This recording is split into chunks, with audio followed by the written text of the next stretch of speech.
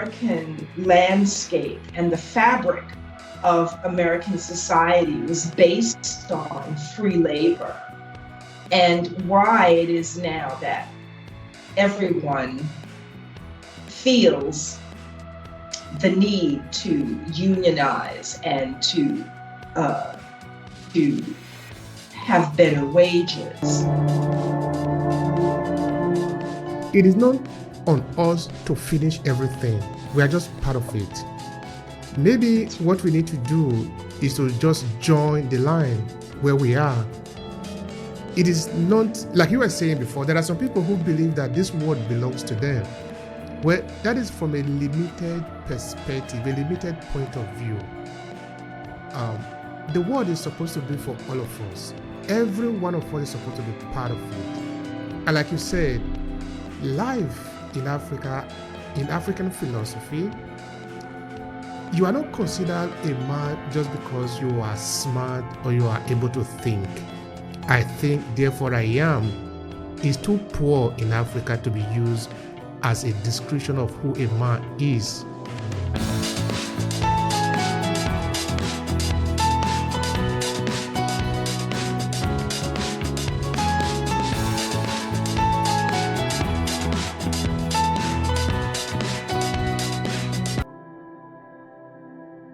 When people can't talk to one another, you see people have road rage in cars. They're upset because the traffic's not going fast enough, or somebody cut them off, and all of a sudden they've lost their minds.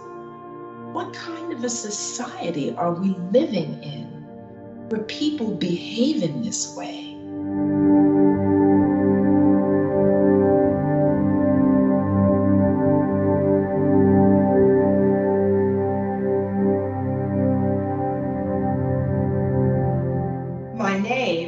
My birth name is Deirdre Lavelle. My given name by the Ghanaian people is Ama, and by the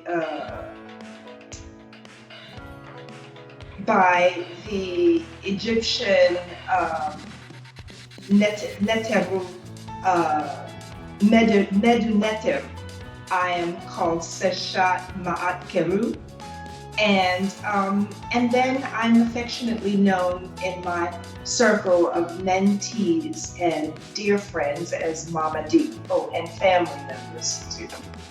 So we have lots of identities, which I embrace fully, and really am so feeling very well adapted to moving through all of these identities in a way that makes me and everyone around me feel safe and comfortable.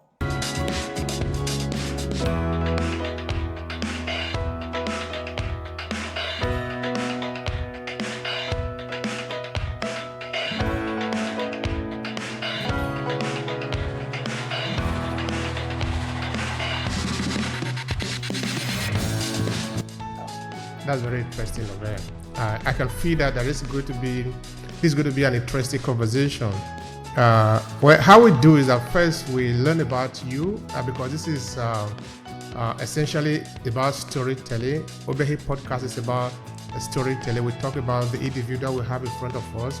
We always see it as an opportunity to learn from you, to learn from where you are coming from, what is your background, and what do you do, but why do you do what you do also. So by the time we put this package together, at least the people that are listening to you, they can sort of know you better. And while we do that, it's so that we can keep our memory. All these are important for us.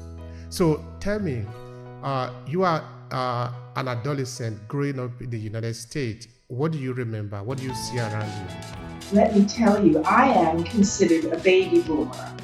And what that means is I was born between the Korean War and the Vietnamese War. And my parents, my mother is 8 generations African American. Our ancestors in the United States are from the Fulani people in the area at this time known as Cameroon. My father's family are from Barbados, and I believe that their ancestry is also Cameroonian, from the Cameroonian area, or the territory now known as the Cameroons.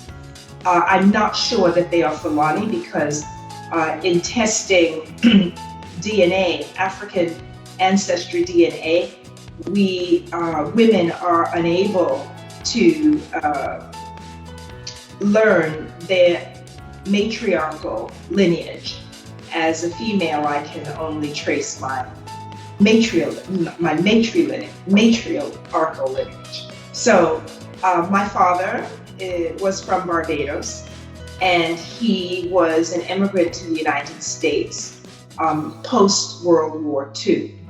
My mother was a Rosie Rivet, and she was a chemical specialist who put detonators in bombs during World War II as a factory worker working for the Navy Department. She was born in Newport News, Virginia, and she and her three sisters and parents were part of the great migration out of the South to the North. My mother's family grew from 3 to 9, and they lived in a remote coal mining village in western Pennsylvania.